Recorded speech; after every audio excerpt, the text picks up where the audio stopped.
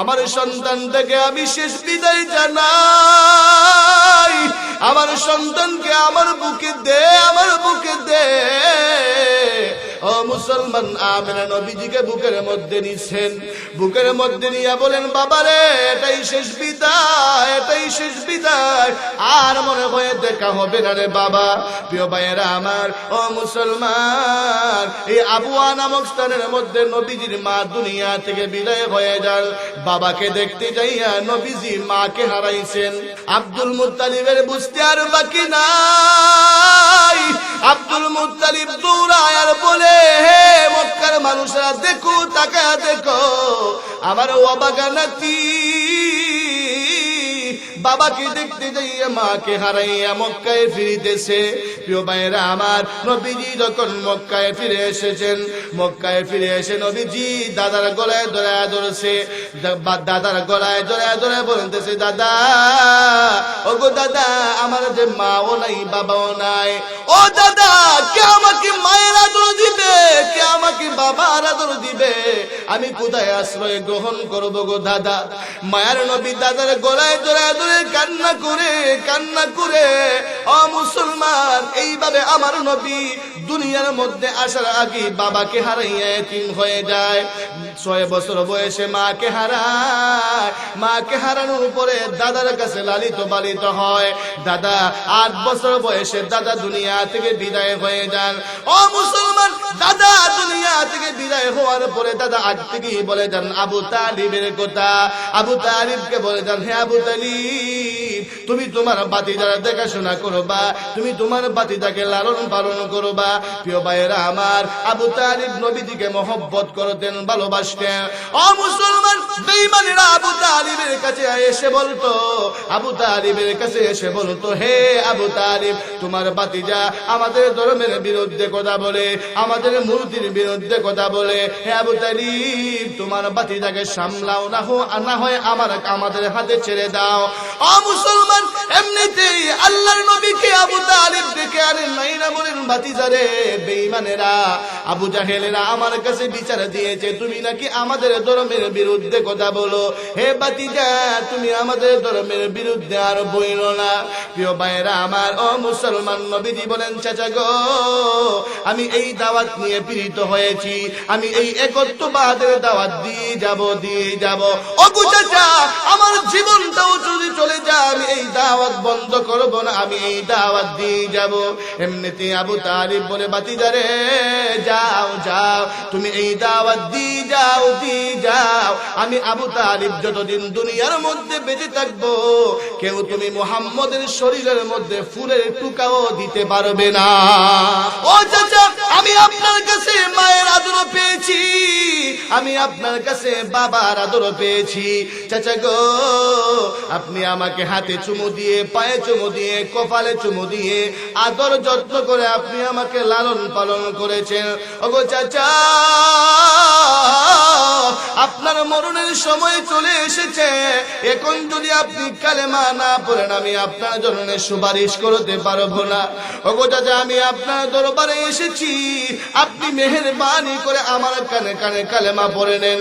যদি আপনি আমার কানে কানে কালেমা পড়েন, আমি মুহাম্মদ ওয়াদা দিচ্ছি, আপনাকে জান্নাতে না নিয়ে আমি মুহাম্মদ জান্নাতে যাব না। আল্লাহু আকবার।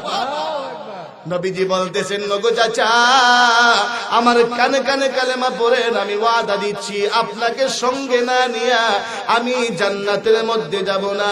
এর চাইতে সুসংবাদ আর হতে পারে? প্রিয় ভাইয়েরা আমার, ও মুসলমান, এর পরেও আবু তালিব কালেমা পড়ে নাই। প্রিয় ভাইয়েরা আমার, যেই কথা বুঝাইতে চেয়েছিলাম, আবু তালিবও আমার নবীরে মহব্বত করছে। কথা কোন ঠিক না? তোমরা যদি আল্লাহর ভালোবাসা পেতে চাও, আল্লাহকে মহব্বত করতে চাও, ফাত্তাবিউনি, আমার নবীর অনুসরণ করো। তোমরা যদি আল্লাহর ভালোবাসা পেতে চাও, আমার নবীর অনুসরণ করো। কার অনুসরণ? আল্লাহ বলেন, নবী গো, আপনি আপনার উম্মতদেরকে জানায়া দেন, ওরা যদি আমি আল্লাহকে ভালোবাসতে চায়, আপনার উম্মতেরা যেন আপনার অনুসরণ করে আপনাকে ভালোবাসে। কাকে ভালোবাসে? নবীরে ভালোবাসলে আল্লাহর ভালোবাসা পাবে। কার ভালোবাসা পাবে? আল্লাহর ভালোবাসা পাবে।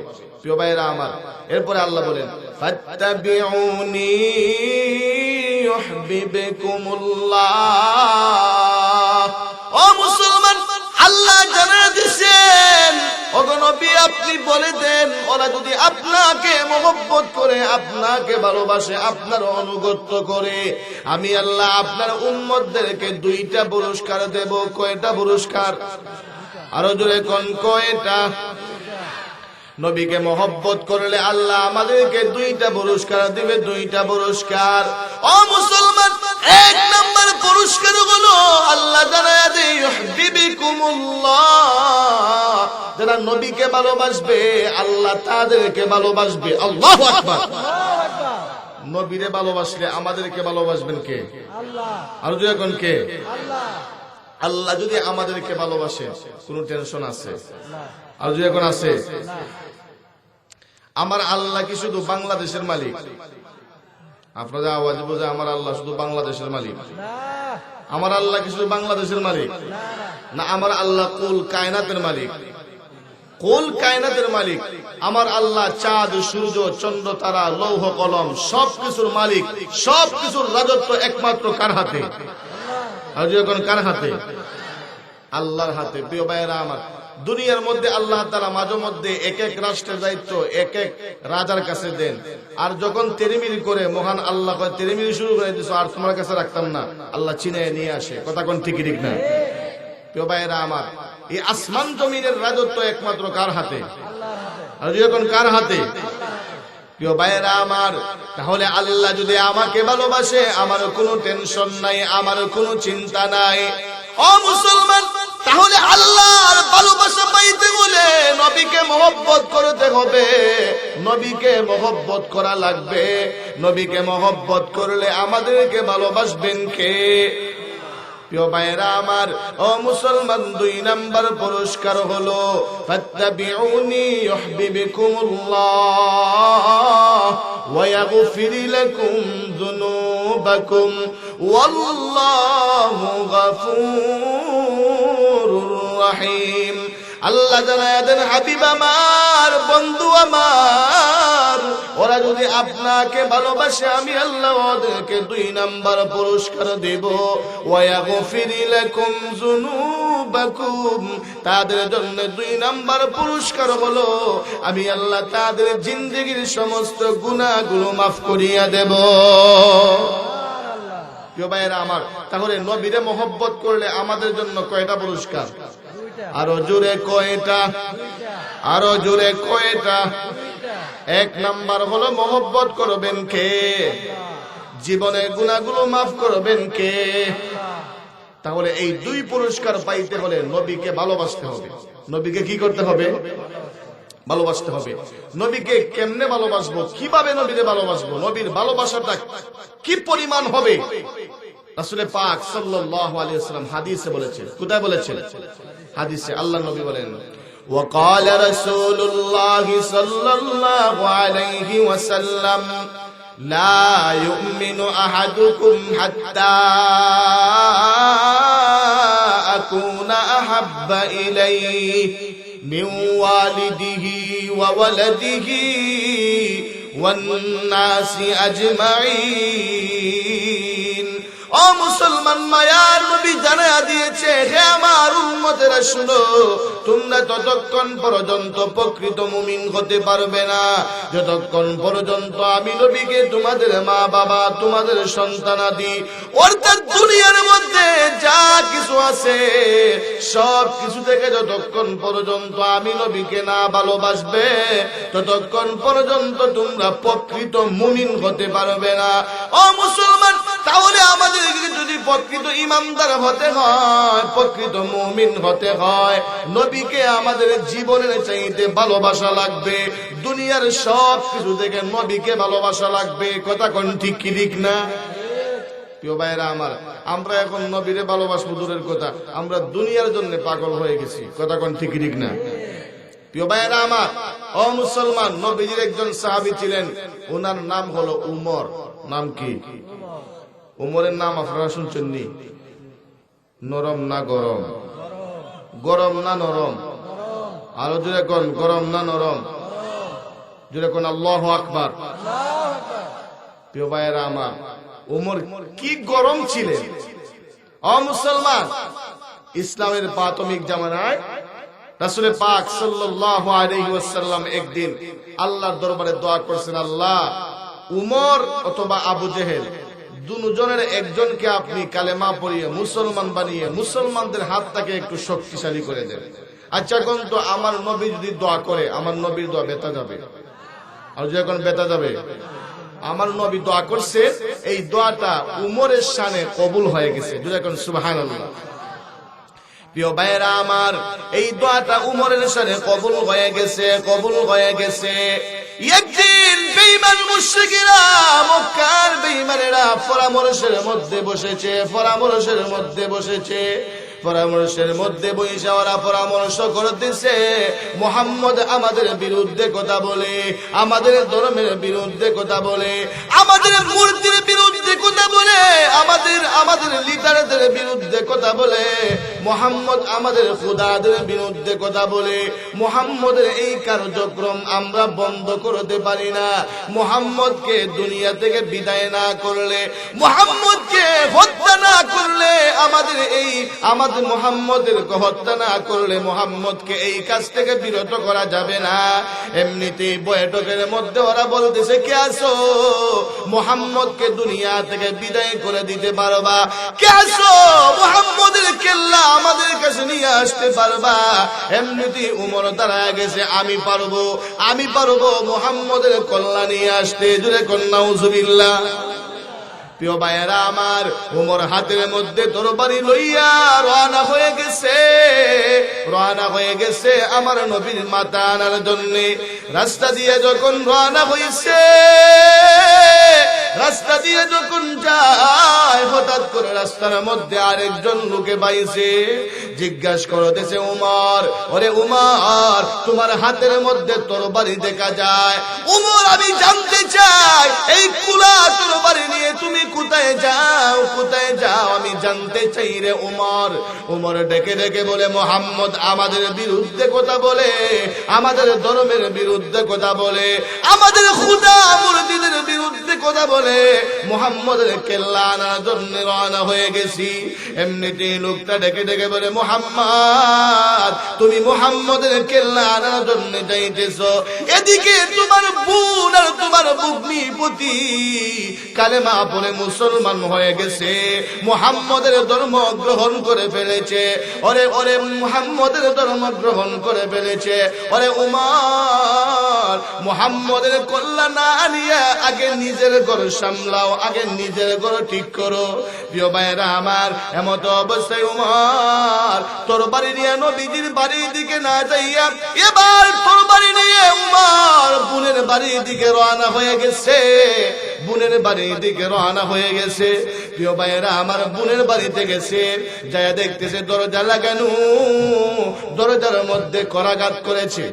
দরজার মধ্যে কি করছে? দরজার মধ্যে করাঘাত করছে। দরজার মধ্যে যখন করাঘাত করেছে, এমনিতে ভিতর থেকে উনার বোন ফাতেমা বলতেছেন, কে? এমনিতে ওমর জবাব দেয়, আমি ওমর, আমি ওমর। ও মুসলমান, ঘরের ভিতরে খাব্বাব রাদিয়াল্লাহু আনহু সহ উনারা কোরআন তেলাওয়াত করেছিলেন, কোরআন তেলাওয়াত শিখছিলেন। এমত অবস্থায় উমরের আওয়াজ শুইনা হযরতে খাব্বাব রাদিয়াল্লাহু আনহু দরজার চিপায় লুকায়া গেছেন, লুকায়া গেছেন। প্রিয় ভাইরা আমার, ঘরের ভিতরে ঢুইকা উমর ডেকে ডেকে বলে, হে ফাতেমা, শুনেছি তুমি নাকি মুহাম্মদের ধর্ম গ্রহণ করেছো, মুহাম্মদের কালেমা গ্রহণ করেছো, মুহাম্মদের দ্বীন গ্রহণ করে ফেলেছো। এই কথা বলে উমর বোনকে মারতে শুরু করেছে, বোনকে মারতে শুরু করেছে, নির্যাতন করতে শুরু করেছে। ও মুসলমান, এমন ভাবে আঘাত করতেছে, এক পর্যায়ে বোনের শরীর থেকে পিঙ্কি দিয়া রক্ত বের হয়েছে, রক্ত শুরু হয়ে গেছে, রক্ত বের হইতেছে। এমন অবস্থায় উমরের দিলটা নরম হয়ে গেছে। ফাতেমা বলে, বাইরে, হে ভাই, আমি ইসলাম ধর্ম গ্রহণ করেছি, আমি মুহাম্মদের দ্বীন গ্রহণ করেছি, এই জন্য আপনি আমাকে নির্যাতন করেছেন। যে আমার ভাই, আপনি ভালো করে শুনেন, ভালো করে শুনেন। ওরে ভাই, আপনি আমাকে মারতে মারতে মারতে মারতে আপনি আমাকে দুনিয়া থেকে বিদায় করে দিতে পারেন, এরপর আমি যে ঈমান গ্রহণ করেছি জীবনটা চলে গেলেও আর এই ঈমান আমি কোনোদিন ছাড়ব না। প্রিয় ভাইরা আমার, ফাতেমা বলতেছেন, উমরের বোন বলতেছেন, জীবন গেল ঈমান ছাড়বে না। আল্লাহু আকবার। প্রিয় ভাইরা আমার, ও মুসলমান, যখন ফিঙ্কি দিয়া রক্ত শুরু হয়ে গেছে, এমনিতেই উমরের দিলটা নরম হয়ে গেছে, নরম হয়ে গেছে। উমর ডেকে ডেকে বলে, ফাতেমা, হে আমার কলিজার টুকরা বোন, আমি তোমার কাছে জানতে চাই, এতক্ষণ তুমি যে কোরআন তেলাওয়াত করতেছিলে, তোমরা যে কোরআনের তেলাওয়াত করেছিলে, আমি ওইটা একটু দেখতে চাই, আমি ওইটা একটু জানতে চাই, ওইটাকে আমি একটু ধরতে চাই।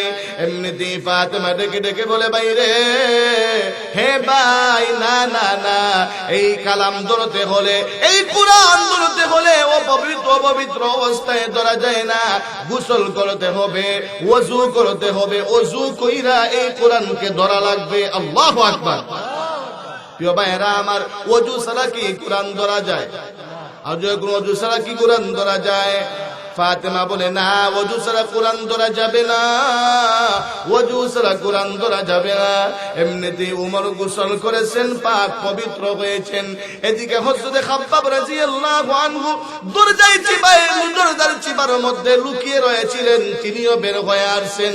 এবার যেই কোরআন তালা পড়তেছিলেন, যেই কাজের যেই চামড়ার মধ্যে কোরআনটা লিখিত ছিল, খাব্বাব বের করে দিয়েছেন, উমর, এই যে তাকায় দেখো, এটা হলো আল্লাহর কালাম, এই কালামে আমরা পড়তেছিলাম। ও মুসলমান, যেই সূরাটা পড়তেছিলেন, এই সূরার নাম হলো সূরা তাহা। নাম কি? সূরা তাহা পড়তেছিলেন। এবার উমর তো, ও মুসলমান, উমর তো আরবি ভাষাভাষী, তিনি আরবি অর্থ বুঝে কি বুঝে না? কোরআনের মধ্যে যা আছে বুঝে কি বুঝে না? এবার উমর সূরা তাহা হাতের মধ্যে নিছে, নিয়ে পড়তে শুরু করছে, তাহা মা আনজালনা আলাইকাল কুরআন লিতাশকা ইল্লা তাযকিরাতাল লিমান ইয়াখশা তানজিলাম মিম্মান খালাকাল আরদা ওয়াস সামাওয়াতিল উলা। আল্লাহু আকবার। প্রিয় ভাইরা আমার, এখন যখন কোরআনের তেলাওয়াত শুরু করে দিছে, ওর তো বুঝতেছে, ওর তো বুঝা দেখে এটা সাধারণ, এটা দুনিয়ার কোনো কালাম নয়, এমন কালাম, এমন বাণী দুনিয়ার কোনো মানুষ বানাইতে পারে না। উমরের বুঝে আসছে এটা সত্যি আল্লাহর কালাম। প্রিয় ভাইরা আমার, উমর এবারে ডেকে ডেকে বলে, হে ফাতেমা, হে আমার বোন, আমি আর কাফের থাকতে চাই না, আমি আর মুশরিক থাকতে চাই না, আমাকে নিয়ে চলো মুহাম্মদুর রাসূলুল্লাহর দরবারে। রাসূলুল্লাহ আছেন, ওই জায়গায় দিয়ে আমি কালেমা পড়ে মুসলমান হয়ে যাব। প্রিয় ভাইরা আমার, এমত অবস্থায় হযরত উমরকে সঙ্গে নিয়ে উনারা নবীজির বাড়ির দিকে রওনা হয়ে গেছেন। নবীজি দারে আরকামের মধ্যে আল্লাহর নবী সাহাবায়ে কেরামদেরকে কোরআন শিক্ষা দিচ্ছেন। আল্লাহর নবী সব সময় ওই জায়গায় থাকেন। এমনিতেই ফাতেমা ভাইকে সঙ্গে নিয়ে নবীজির বাড়ির দিকে রওনা হয়ে গেছে। প্রিয় ভাইরা আমার, যখন নবীজির হুজুরা নবীজির কাছে চলে গেছে, নবীজির কাছাকাছি চলে গেছে, এমত অবস্থায় রাস্তার মধ্যে আল্লাহর নবী সাহাবী, আল্লাহর নবীর চাচা যান হামজা রাদিয়াল্লাহু আনহু দেখতে পেয়েছেন। ওমর হাতের মধ্যে তরবারি লইয়া নবীজির বাড়ির দিকে রওনা হয়ে গেছে, দারে আরকামের দিকে আসতেছে। হযরত হামজা রাদিয়াল্লাহু আনহু নবীজিকে ডেকে ডেকে বলে, ওগো আল্লাহর হাবিব, উমর তরবারি নিয়া আপনার দিকে আসতেছে গো আল্লাহর নবী। ওগো নবী মেহেরবানি করে আপনি এখান থেকে চলে যান। আল্লাহর নবী ডেকে ডেকে বলে হামজা ওগো আমার চাচা, না না আমি সরবো না, উমরকে আটকাইও না, উমরকে আমার কাছে আসতে দাও, আমার কাছে আসতে দাও, কেননা আমি আল্লাহর দরবারে দোয়া করেছিলাম, আল্লাহ উমর অথবা আবু জেহেল দুজনের একজনকে আপনি কালেমা পড়িয়ে মুসলমান বানায়া দাও। ওগো আমার চাচা, আমার মনে হয় আমার দোয়া আল্লাহর দরবারে কবুল হয়ে গেছে, উমর কালেমা পড়ে মুসলমান হওয়ার জন্য আমার দরবারে আগমন করেছে। প্রিয় ভাইরা আমার, এবার উমর আসছে আয়েশা নবী দরবারে বলে ইয়া রাসূলুল্লাহ ইয়া হাবিবাল্লাহ, নবী গো আমি আপনার দরবারে এসেছি, মেহেরবানি করে আপনি আমারে কালেমা পড়ায়া দেন।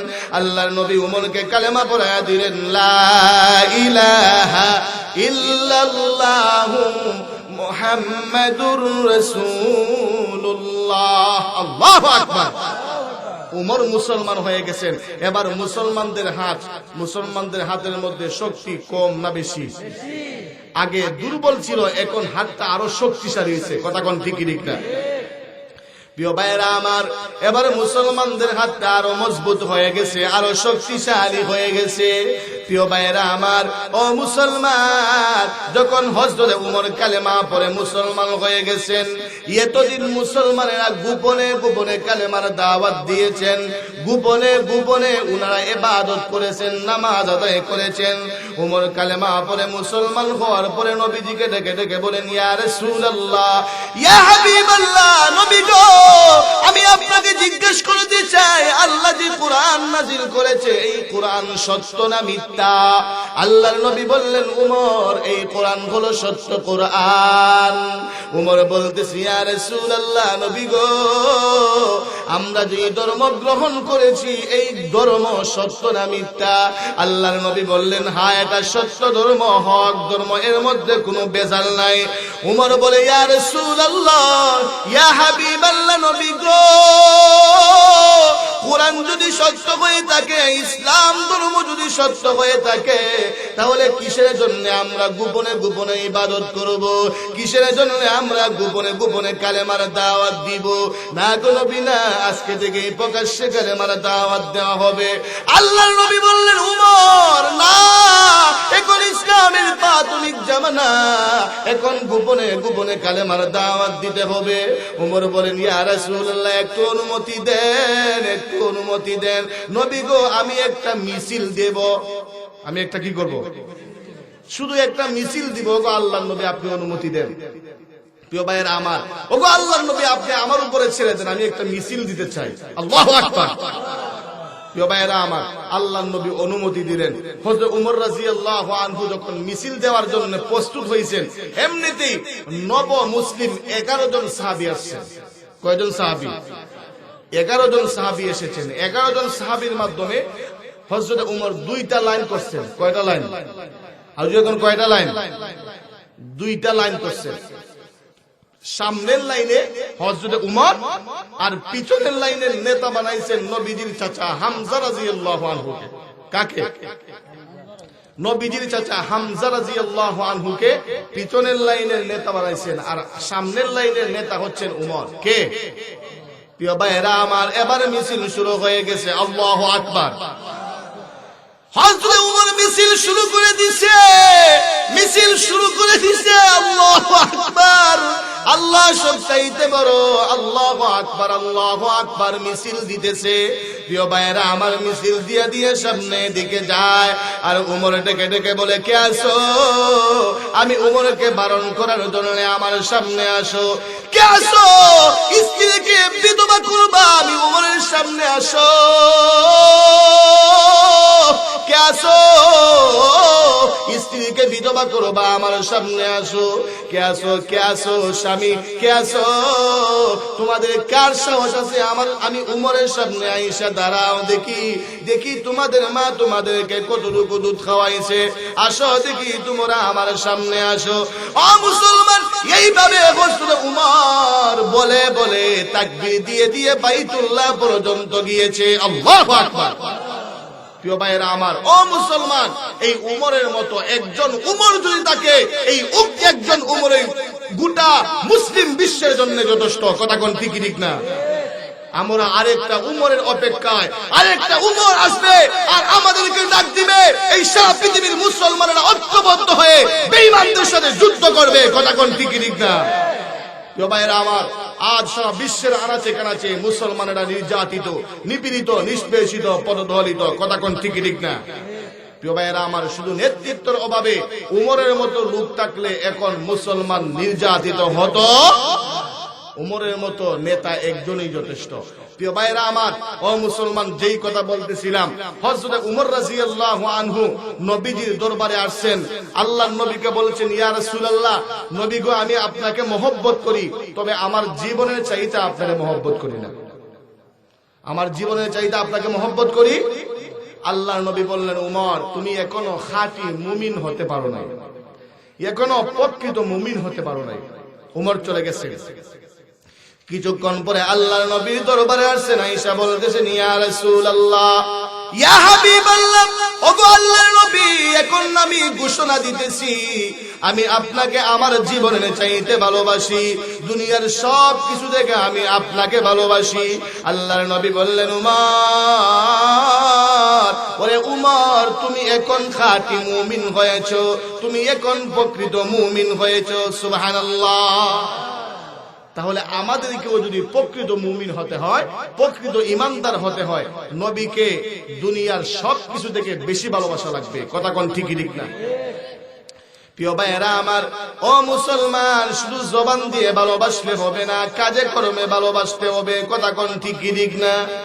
আমরা জবানে জবানে ভালোবাসি, নবীরে ভালোবাসি, নবীরে ভালোবাসি, কিন্তু আমাদের মধ্যে নবীর আদর্শ নাই, নবীর সুন্নত নাই। কথা কোন ঠিক ঠিক না? প্রিয় ভাইয়েরা আমার, নামাজ পড়ে না, রোজা রাখে না, বিবিটাকে বেপরদায় ছেড়ে দেয়, মেয়েটাকে বেপরদায় ছেড়ে দেয়, রাস্তাঘাটে উলঙ্গ বেহায়াপনা অবস্থায় মেয়েটাকে ছেড়ে দেয়, আর বলে নবীর আশিক, নবীর আশিক।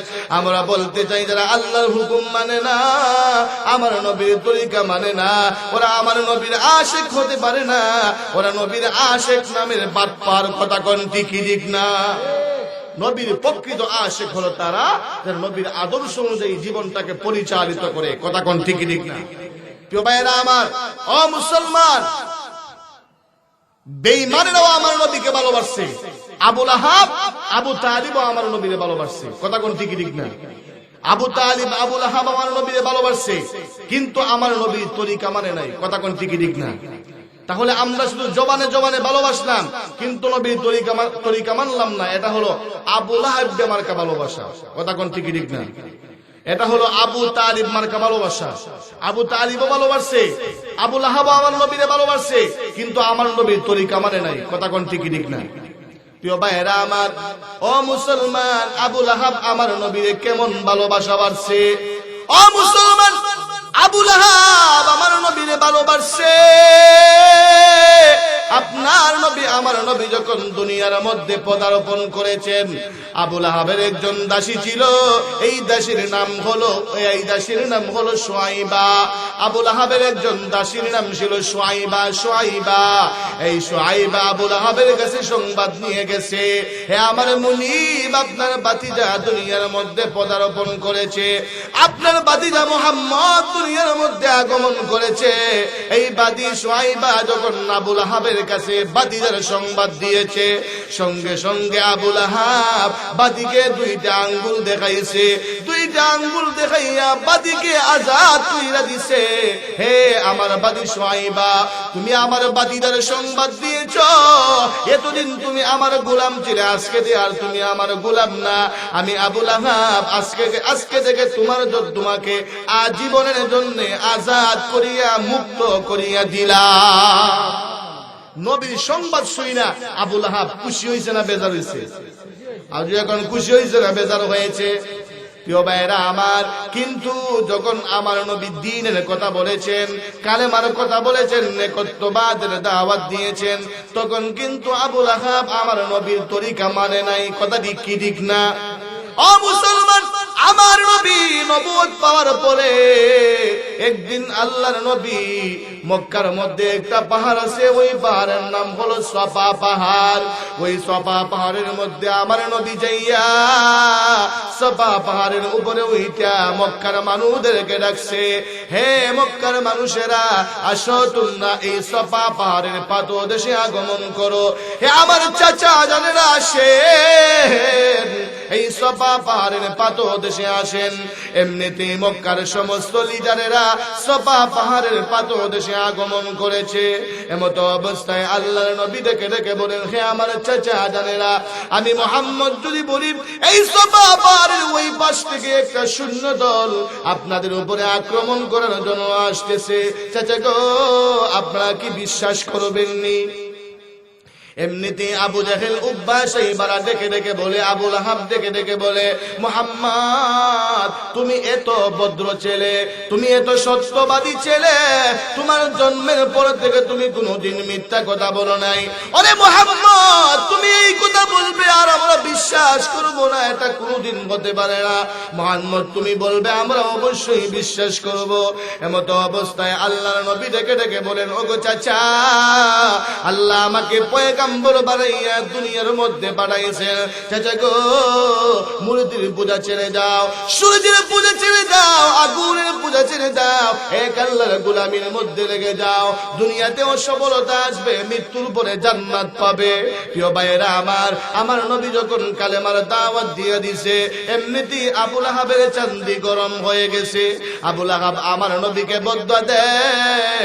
আবু লাহাব আমার নবীকে বলে, তাব্বাল্লাকা ইয়া মুহাম্মদ আলিহাযা জামাতানা, হে মুহাম্মদ তুমি ধ্বংস হয়ে যাও, এই জন্যই কি তুমি আমাদেরকে জমা করেছো?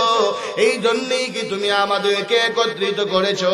প্রিয় ভাইয়েরা আমার, আবু লাহাব যখন আমার নবীকে বদদুয়া করেছে, আমার নবীকে বদদুয়া করেছে, সঙ্গে সঙ্গে মহান আল্লাহ আমার নবীর পক্ষে আবু লাহাবকে দাঁত ভাঙ্গা জবাব দিয়েছে।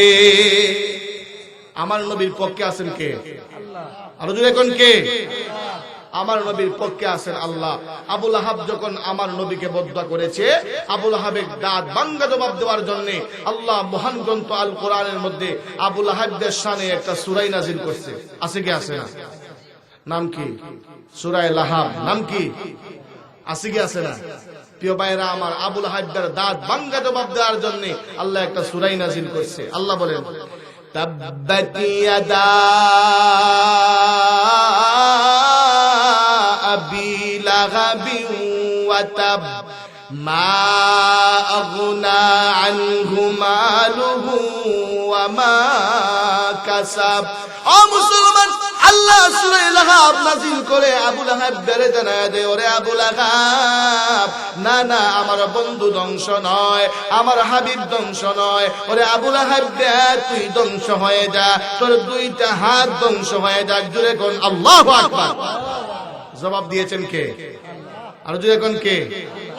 আমার নবীর পক্ষে আছেন কে? আমাদের পক্ষে আছেন কে? ইমানদার মুসলমানের পক্ষে আছেন কে? প্রিয় ভাইয়েরা আমার, ও মুসলমান, আমার নবীর পক্ষে আল্লাহ জবাব দিয়েছে। এদিকে মহান আল্লাহ আবু লাহাবের স্ত্রীর নাম ছিল উম্মে জামিল। উম্মে জামিলের শানেও আল্লাহ কোরআনের আয়াত নাযিল করে দিয়েছে। ও মুসলমান, উম্মে জামিল ও আবু লাহাবের স্ত্রীর নামেও যখন আল্লাহ কোরআন নাযিল করে দিয়েছে, আয়াত নাযিল করে দিয়েছে, আবু লাহাবের স্ত্রী যখন শুনেছে, আবু লাহাবের স্ত্রী তেলে বেগুনে জ্বলতে শুরু করেছে। আবু লাহাবের স্ত্রী ডেকে ডেকে বলে, মুহাম্মদের আল্লাহ আমার উপরে কোরআন নাযিল করে দিয়েছে, মুহাম্মদকে রাখবো না। হাতের মধ্যে পাথর নিয়া আল্লাহর নবীর উপরে মারার জন্য রওনা হয়ে গেছে। প্রিয় ভাইয়েরা আমার, আপনার নবী আমার নবী ওই সময় বাইতুল্লাহর কাছে বসে বসে কোরআনের তিলাওয়াত করেছিলেন, কোরআনের তিলাওয়াত করেছিলেন। আমার নবীর সঙ্গে ছিলেন আবু বকর, সঙ্গে কে ছিলেন? ও মুসলমান, এদিকে উম্মে জামিল হাতের মধ্যে পাথর নিয়ে বাইতুল্লাহর কাছে গেছে। বাইতুল্লাহর কাছে যাইয়া আবু বকরকে জিজ্ঞাসা করে, আবু বকর তোমার বন্ধু কোথায়, তোমার বন্ধু কোথায়? অথচ আল্লাহর নবী আবু বকরের পাশে বসে বসে কোরআনের তিলাওয়াত করেছে। আবু বকর বলেন, আল্লাহর নবী কোরআনের তিলাওয়াত করছে, আমি আমার কানে শুনতে পাইতেছি, আমি নবীকে দেখতেছি, কিন্তু উম্মে জামিল আমার কাছে কিন্তু নবীরে দেখতে পায় না, নবীরে দেখতে পায় না। ও মুসলমান, যখন উম্মে জামিলকে আবু বকর দেখেছেন পাথর নিয়ে আসতেছে, এমনিতে আবু বকর নবীকে বলেন, ইয়া রাসূলুল্লাহ, ইয়া হাবিবাল্লাহ, ওগো আল্লাহর নবী, এই যে উম্মে জামিল পাথর নিয়ে আসতেছে আপনার উপরে মারার জন্য, আল্লাহর নবী গো আপনি এখান থেকে সরে যান। আল্লাহর নবী বললেন, আবু বকর চিন্তা করো না, টেনশন করো না, আমাকে বাঁচাবেন আল্লাহ, বাঁচাবেন কে? প্রিয় ভাইরা আমার, উম্মে জামিল যাইয়া আমার নবীরে খুঁজে কিন্তু আমার নবীরে দেখে না, আমার নবীরে খুঁজে কিন্তু আমার নবীরে দেখে না, অথচ আমার নবী তার পাশে বসে বসে কোরআনের তিলাওয়াত করেছে। প্রিয় ভাইরা আমার, এক পর্যায়ে উম্মে জামিল আমার নবীকে না দেখা পিছনের দিকে রওনা হয়ে গেছে, বাড়ির দিকে রওনা হয়ে গেছে। এমন অবস্থায় আবু বকর সিদ্দিক রাদিয়াল্লাহু আনহু আল্লাহর নবীকে ডেকে ডেকে বলেছেন, ইয়া রাসূলুল্লাহ, ইয়া হাবিবাল্লাহ, ওগো আল্লাহর নবী, আমার চোখের সামনে আপনি কোরআনের তিলাওয়াত করেছেন, আমার চোখের সামনে আপনি বসে রয়েছেন, কিন্তু উম্মে জামিল আপনাকে দেখে না। ওগো আল্লাহর নবী, আমি তো এটা কিছু বুঝতে পারলাম না, এটা আবার কেমন কেরামতি, এটা আবার কেমন কেরেশমা, কেমন মুজিজা। ও মুসলমান, এমন অবস্থায় আল্লাহর নবী ডেকে ডেকে বলেন, ওরে আবু বকর, ওরে আবু বকর, উম্মে জামিল যখন পাথর নিয়ে আমার দরবারে আসছে, উম্মে জামিল যখন পাথর নিয়ে আমার কাছে আসছে আমার উপরে পাথর মারার জন্য, আমাকে রক্ষা করার জন্য, মহান আল্লাহ এই জমিনের মধ্যে হাজার হাজার লক্ষ লক্ষ ফেরেশতা পাঠায়া দিয়েছে, এই সমস্ত ফেরেশতাগুলো আমি নবীকে পাহারা দিয়েছে। আল্লাহু আকবার, নবীকে পাহারা দিয়েছে ফেরেশতারা। কারা পাহারা দিয়েছে? প্রিয় ভাইরা আমার, আমার নবীকে বাঁচিয়েছেন কে?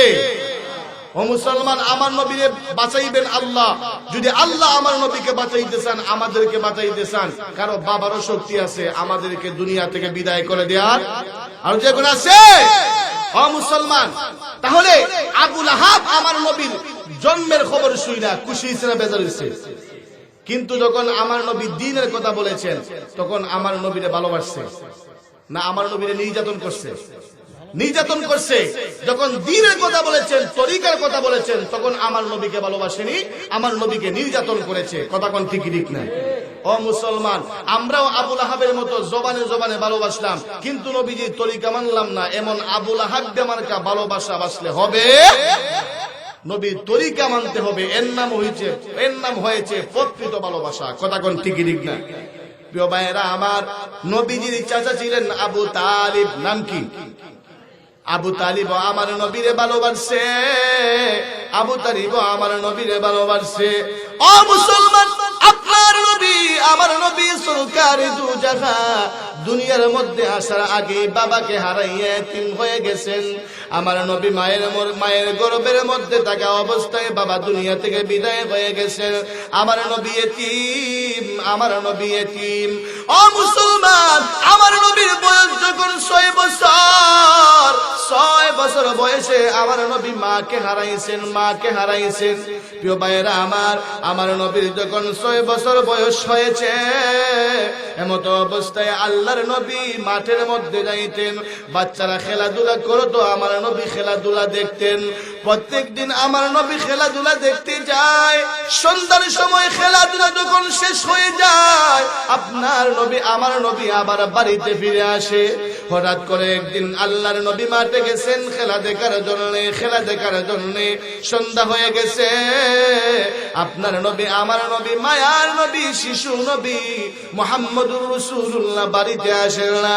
এদিকে আমেনা বাড়িতে অপেক্ষা করতেছেন, আমার কলিজার টুকরা সন্তান মুহাম্মদ কেন এখনো বাড়িতে আসে না? সন্ধ্যা হয়ে গেছে, অন্ধকার হয়ে যাচ্ছে, অন্ধকার হয়ে যাচ্ছে, সন্ধ্যা হয়ে যাচ্ছে, আমার সন্তান মুহাম্মদ এখনো কেন আসে না? আমেনা বাড়ি থেকে বের হয়ে গেছেন নবীজির খুঁজে।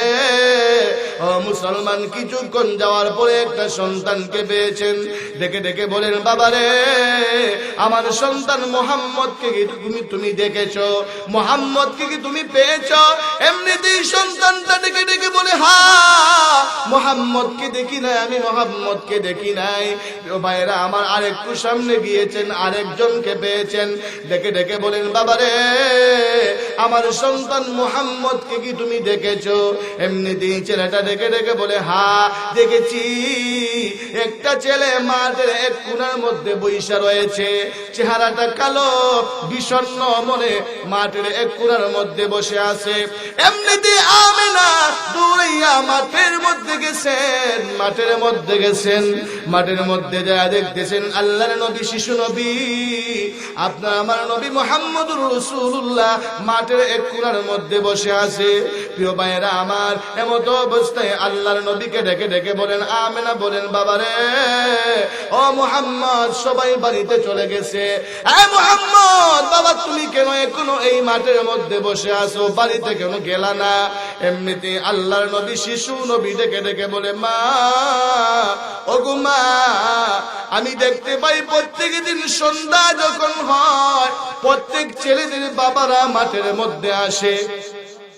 প্রত্যেক ছেলেদের বাবারা মাঠের মধ্যে আইসা সন্তানদেরকে কাঁধের মধ্যে উঠাইয়া, সন্তানদেরকে কুলের মধ্যে উঠাইয়া আদর যত্ন করে বাড়িতে নিয়ে যায়। ওগো মা, কিন্তু আমার বাবা যে কোনোদিন আসলেন না, আমার বাবা যে কোনোদিন আমাকে কুলে নিলেন না, কাঁধে নিলেন না। ওগো মা, আমি মাঠের মধ্যে বসে রয়েছি, যতক্ষণ পর্যন্ত আমার বাবা না আসবে ততক্ষণ পর্যন্ত আমি মুহাম্মদ বাড়িতে যাব না। প্রিয় ভাইরা আমার, এমত অবস্থায় আমেনা ডেকে ডেকে বলেন, বাবারে, আয় আয়, তুই আমার কুলে আয়, আমি তোরে কুলে করে নিয়ে যাব। ওরে বাবা, আয়, তুই আমার কুলে আয়, আমি তোকে কুলে কুলে বাড়িতে নিয়ে যাব, আর আগামীকাল তোকে তোর বাবার কাছে নিয়ে যাব। প্রিয় ভাইরা আমার, ও মুসলমান, এমনিতেই রাসূলকে, আমাদের নবীকে আমেনা কুলের মধ্যে করে বাড়িতে নিয়ে গেছেন। বাড়িতে যাইয়া উনার শ্বশুর আব্দুল মুত্তালিবের কাছে গেছেন, নবীজির দাদার কাছে গেছেন, যা বলতেছেন, বাবা, আপনার নাতি তো পুরাতন আগুন জ্বালায়া দিছে, আপনার নাতি পুরাতন আগুন জ্বালায়া দিছে। আপনার নাতি বলতেছে সে নাকি তার বাবার কাছে যাইতে চায়, সে তার বাবাকে দেখতে চায়। ওগো বাবা, আপনি যদি অনুমতি দেন, আমি আমার সন্তানটাকে তার বাবার কাছে নিয়ে যাব, সে তার বাবার কবরটা জিয়ারত করে আসবে। এমনিতেই আব্দুল মুত্তালিব বলেন, আমেনা, হে আমেনা, যাইবা, আমার কোনো বাধা নাই, তবে একা যাইবা না, সাথে আমার একটা বাদী আছে, ওর নাম হলো উম্মে আইমান। উম্মে আইমানকে সঙ্গে নিয়ে তোমরা যাইবা। ও মুসলমান, মায়ার নবী বাবাকে দেখার জন্য মায়ের সাথে মদিনায় রওনা হয়ে গেছে, মদিনায় রওনা হয়ে গেছে। প্রিয় ভাইরা আমার, আমার নবীজি বাবার কবরের পাশে যাইয়া, বাবার কবরের পাশে বইসা বইসা চোখের পানি ছেড়ে দিয়ে কান্না করে, চোখের পানি ছেড়ে দিয়ে কান্না করে, আমার নবীর চোখ দিয়ে গড়গড়াইয়া পানি পড়ে। আমেনা ডেকে ডেকে বলে, বাবারে, এই যে তোমার বাবা এই ঘরের মধ্যে শুয়ে আছে, চিরদিনের জন্য শুয়ে আছে, তোমার বাবা আর কোনোদিন আমাদের কাছে ফিরে আসবে না। মায়ার নবী কবরের পাশে বইসা বইসা চোখের পানি ছেড়ে দিয়ে কান্না করে। ও মুসলমান, আমার নবীর চোখের মধ্যে পানি আমার আল্লাহ বরদাস্ত করতে পারে না, তার হাবিব, তার বন্ধুর চোখের মধ্যে পানি আল্লাহ বরদাস্ত করতে পারে না, আল্লাহ সহ্য করতে পারে না।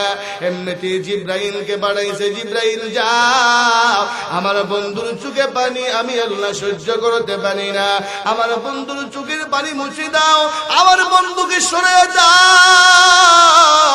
ও মুসলমান, এবার আল্লাহর নবী বাবার কবরটা জিয়ারত কইরা আবার মক্কার উদ্দেশ্যে রওনা হয়ে গেছেন।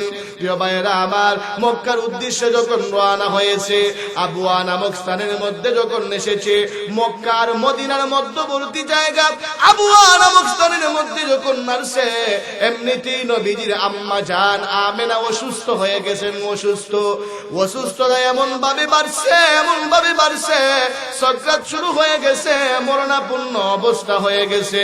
প্রিয় ভাইয়েরা আমার, মরণাপন্ন অবস্থা যখন হয়েছে, এমনিতেই আমেনা ডেকে ডেকে বলে, এমনিতেই আমেনা উম্মে আইমানকে ডেকে ডেকে বলে, হে উম্মে আইমান, দে আমার কলিজার টুকরাটাকে আমার বুকে দে, আমার সন্তানটাকে আমি শেষ বিদায় জানাই, আমার সন্তানকে আমার বুকে দে, আমার বুকে দে।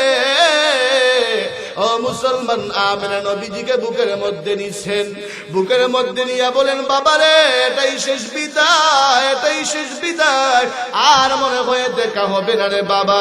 প্রিয় ভাইয়েরা আমার, ও মুসলমান, এই আবওয়া নামক স্থানের মধ্যে নবীজির মা দুনিয়া থেকে বিদায় হয়ে যান। বাবাকে দেখতে যাইয়া নবীজি মাকে হারাইছেন। কাকে হারাইছেন? বাবাকে দেখতে যাইয়া মাকে হারাইছেন। প্রিয় ভাইয়েরা আমার, ও মুসলমান, এবার নবীজি মাও নাই, এবার নবীজি উম্মে আইমান আব্দুল মুত্তালিবের বাদীর সাথে মক্কার দিকে রওনা হয়েছেন। এদিকে আব্দুল মুত্তালিব তিনি রাস্তার দিকে তাকান, কখন আমার নাতি, আমার পুত্রবধূ মক্কায় আসবে, তিনি শুধু রাস্তার দিকে তাকান। হঠাৎ করে তাকায় দেখেন একটা কাফেলার সাথে একটা বাহনের মধ্যে শুধু একজন মুহাম্মদ আর উম্মে আইমানকে দেখা যায়। প্রিয় ভাইয়েরা আমার, আব্দুল মুত্তালিব পাগল হয়ে গেছে।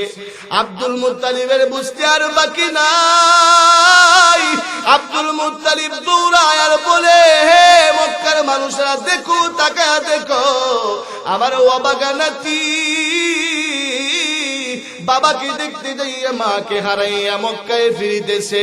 প্রিয় ভাইয়েরা আমার, নবীজি যখন মক্কায় ফিরে এসেছেন, মক্কায় ফিরে এসে নবীজি দাদার গলায় ধরায়া ধরেছে, দাদার গলায় ধরায়া বলতেছে, দাদা, ওগো দাদা, আমার যে মাও নাই বাবাও নাই, ও দাদা, কে আমাকে মায়ের আদর দিবে, কে আমাকে বাবার আদর দিবে, আমি কোথায় আশ্রয় গ্রহণ করবো গো দাদা? মায়ের নবী দাদার গলায় ধরায়া ধরে কান্না করে, ও মুসলমান, এইভাবে আমার নবী দুনিয়ার মধ্যে আসার আগে বাবাকে হারাইয়া এতিম হয়ে যায়। 6 বছর বয়সে মাকে হারায়, মাকে হারানোর পরে দাদার কাছে লালিত পালিত হয়। দাদা 8 বছর বয়সে দাদা দুনিয়া থেকে বিদায় হয়ে যান। ও মুসলমান, দাদা দুনিয়া থেকে বিদায় হওয়ার পরে দাদা আগ থেকেই বলে যান আবু তালিবের কথা। আবু তালিবকে বলে যান, হে আবু তালিব, তুমি তোমার বাতিজার দেখাশোনা করবা, তুমি তোমার বাতিজাকে লালন পালন করবা। প্রিয় ভাইয়েরা আমার, আবু তালিব নবীজিকে মহব্বত করতেন, ভালোবাসতেন।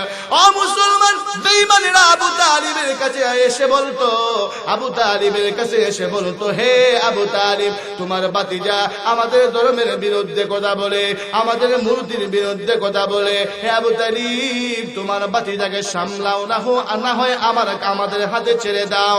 ও মুসলমান, এমনিতেই আল্লাহর নবীকে আবু তালিব ডেকে আনেন, নাইনা বলেন, বাতিজারে, বেঈমানেরা আবু জাহেলেরা আমার কাছে বিচার দিয়েছে, তুমি নাকি আমাদের ধর্মের বিরুদ্ধে কথা বলো।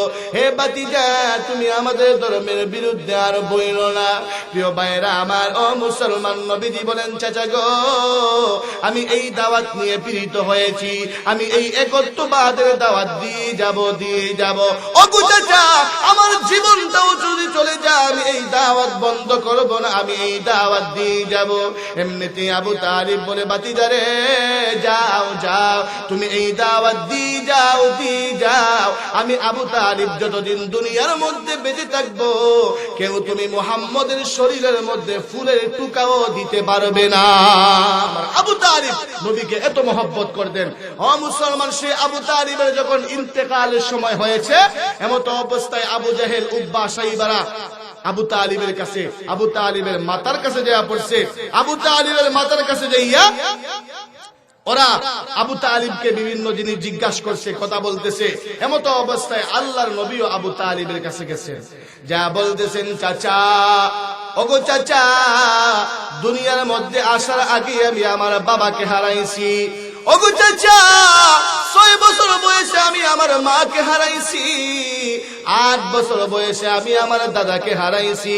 ওগো চাচা আমার মাও নাই, আমার বাবাও নাই, আমার ভাই বোন কেউ নাই। ও চাচা আপনি আমাকে মায়ের আদর দিয়েছেন। ও চাচা আমি আপনার কাছে মায়ের আদর পেয়েছি, আমি আপনার কাছে বাবার আদর পেয়েছি। চাচা গো আপনি আমাকে হাতে চুমু দিয়ে, পায়ে চুমু দিয়ে, কপালে চুমু দিয়ে আদর যত্ন করে আপনি আমাকে লালন পালন করেছেন। ওগো চাচা আপনার মরণের সময় চলে এসেছে, এখন যদি আপনি কালেমা না পড়েন আমি আপনার জন্য সুপারিশ করতে পারবো না। ওগো চাচা আমি আপনার দরবারে এসেছি, আপনি মেহেরবানি করে আমার কানে কানে কালেমা পড়ে নেন। যদি আপনি আমার কানে কানে কালেমা পড়েন, আমি মোহাম্মদ ওয়াদা দিচ্ছি আপনাকে জান্নাতে না নিয়ে আমি মোহাম্মদ জান্নাতে যাব না। আল্লাহু আকবার। নবীজি বলতেছেন ওগো চাচা আমার কানে কানে কালেমা পড়েন, আমি ওয়াদা দিচ্ছি আপনাকে সঙ্গে না নিয়া আমি জান্নাতের মধ্যে যাব না। এর চাইতে সুসংবাদ আর হতে পারে? প্রিয় ভাইরা আমার, ও মুসলমান, এর পরেও আবু তালিব কালেমা পড়ে নাই। প্রিয় ভাইরা আমার, যেই কথা বুঝাইতে চেয়েছিলাম, আবু তালিবও আমার নবীরে মহব্বত করছে, কথা কোন ঠিকই ঠিক না? কিন্তু আমার নবী যখন দ্বীনের কথা বলেছেন তখন কি মহব্বত করছে?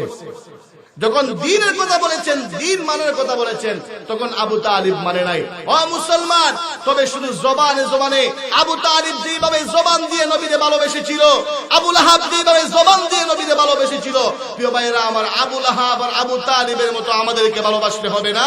ও মুসলমান, আমাদের ব্যক্তি জীবন, আমাদের পারিবারিক জীবন, আমাদের সামাজিক জীবন, আমাদের রাষ্ট্রীয় জীবন, আমাদের আন্তর্জাতিক জীবন, সর্বক্ষেত্রে আমার নবীর আদর্শের মাধ্যমে জীবনকে সাজানো লাগবে। কথা কোন ঠিকই ঠিক না? প্রিয় ভাইয়েরা আমার, তাহলেই দুনিয়া আখিরাতে আমরা শান্তি পাবো। কথা কোন ঠিকই ঠিক না? না আমাদের মরা লাগবে না? মরা লাগবে কি লাগবে না? আর যদি এখন মরা লাগবে কি লাগবে না? প্রিয় ভাইয়েরা আমার, মরণ থেকে কি বাঁচা যাবে? মরণ থেকে বাঁচা যাবে না। ও মুসলমান, মরা লাগবে। যখন মৃত্যু চলে আসবে কেউ বাঁচতে পারবে? প্রিয় ভাইয়েরা আমার, ও মুসলমান, যত বড় ক্ষমতাধর হোক না কেন, যত বড় টাকার মালিক হোক না কেন, আজরাইল যখন চলে আসবে তখন আজরাইলের হাত থেকে বাঁচা যাবে? প্রিয় ভাইয়েরা আমার, শক্তির কারণে, টাকার কারণে, টাকা দিয়ে যদি বাঁচা যাইতো তাহলে সমস্ত ধনীরা বেঁচে যেত, আর আমরা যারা গরিব আছি আমরা সবাই মরা লাগতো। কথা কোন ঠিকই ঠিক না? ধনীদের কাছে আজরাইল যখন আসতো তখন ধনীরা বলল না, আজরাইল সাহেব ভাই আপনি আমার দরবারে আসছেন, আপনারা আমি 5 কোটি দেলাই দেওয়া আমার নিয়েও না। কথা কোন ঠিকই ঠিক না? কিন্তু আজরাইল কি ঘুষ খায়? আজরাইলে ঘুষ দিলে চলবে? ঘুষ দিয়া বাঁচা যাইব? বাঁচা যাবে না। প্রিয় ভাইয়েরা আমার, মরা লাগবে। ও মুসলমান, যখন আমার দেহ থেকে প্রাণ পাখি বের হয়ে যাবে, আমার এই দেহের কোনো মূল্য থাকবে না, আমার এই জীবনের কোনো মূল্য থাকবে না, আমার বিবির কাছে মূল্য থাকবে না, আমার সন্তানের কাছে মূল্য থাকবে না। সকলেই বলবে এখন লাশ হয়ে গেছে, তাড়াতাড়ি ঘর থেকে বের করো, মসজিদের ফালকি আনো, সাদা কাপড়ের প্যাকেট বানাও আর মসজিদের ফালকির মধ্যে উঠাও। কথা কোন ঠিকই ঠিক না? প্রিয় ভাইয়েরা আমার, ও মুসলমান, আমরা যখন দুনিয়া থেকে বিদায় হয়ে যাব, দুনিয়ার মধ্যে আমরা অট্টালিকার মালিক হয়েছি, কোটি টাকার সম্পদ বানিয়েছি, এই কোটি টাকার সম্পদ কোনো কিছুই সঙ্গে নিয়ে যাওয়া যাবে? প্রিয় ভাইয়েরা আমার, না আপনারা নিয়ে যেতে পারবা? কাপড়ের কি পকেট আছে? আমাদের এলাকায় কিন্তু কাপড়ের পকেট নাই। আপনার এলাকায় আছে কিনা আমি জানি না। থাকলে আবার থাকতে পারে যে বাবা মৃত্যুর পরে বাবা 1 কোটি টাকার সম্পদ রেখে গেছে, সন্তান একখানি জমি বিক্রি কইরা বাবার কাপড়ের পকেটের মধ্যে দিয়া দিল আর বইলা দিল, বাবা এত কষ্ট করে আপনি আমাদের জন্য সম্পদ রেখে গেছেন, 1 লক্ষ টাকা দিয়ে দিলাম, কবরের মধ্যে যাই চা পান খাইয়ে। বলবে? আর যখন বলবে না, বাবা মরার পরে যেই সম্পদ রেখে গেছে এই সম্পদ নিয়ে মারামারি লাগবো। কি লাগবো? মারামারি লাগবো। কে বেশি নিত? কথা কোন ঠিকই ঠিক না? কে বেশি নিত এটা নিয়ে মারামারি লাগবে। প্রিয় ভাইরা আমার, ও মুসলমান, আর আমি মরার পরে আমার সন্তান আমার জন্য 3 দিন কাঁদবে। কয়দিন? আর যদি এখন কয়দিন? 3 দিন কাঁদবে। হায় রে আমার আব্বা নাই, আমার আব্বা নাই। 3 দিন পরে শেষ। কথা কোন ঠিকই ঠিক না? 3 দিন পরে যার যার কাজে লেগে যাবে। মুসলমান 3 দিনের পরে আবার যদি স্মরণ করে বছরে 2 দিন, বছরে কয় দিন? আর যদি আপনি কয় দিন? বছরে 2 দিন। শবে কদর আর শবে বরাত যখন আসবে, ইমাম সাহেবের কাছে 20টা টাকা নিয়ে যাবে। 20টা টাকা হাতে দিয়া বলবে, ইমাম সাহেব আমার আব্বার লাগে একটু দোয়া করিলেই। কথা কোন ঠিক ঠিক না? স্মরণ যদি হয়, স্মরণ না হইলে তো নাই। কথা কোন ঠিক ঠিক না? প্রিয় ভাইরা আমার, মুসলমান, আমি সম্পদ বানিয়েছি, আল্লাহ আমাকে সম্পদ দিয়েছেন, আমি কষ্ট করে সম্পদ উপার্জন করেছি, এটা আমার সম্পদ। আমার রিজিকে আল্লাহ আমাকে সম্পদ দিয়েছেন, এটা আমাকে খাওয়ার জন্য দিয়েছেন। আপনার সন্তানকে আল্লাহ দুনিয়ার মধ্যে পাঠাইছেন, তার রিজিকও আল্লাহ দিয়ে দিছে। কথা কোন ঠিক ঠিক না?